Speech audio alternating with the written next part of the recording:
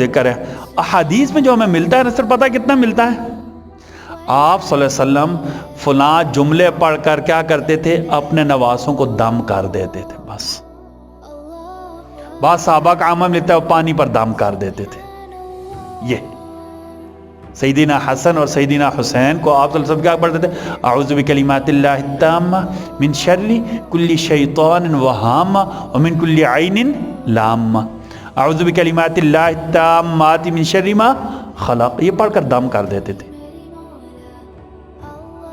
کبھی نہیں ملا بھائیو کہ قرآن کی آیت گھول کر پیو یہ کام ہو جائے گا. گھول کر پینے کے لیے قرآن نہیں ہے.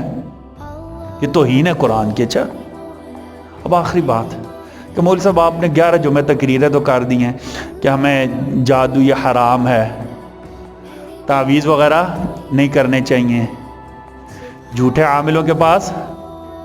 اب سوال یہ ہے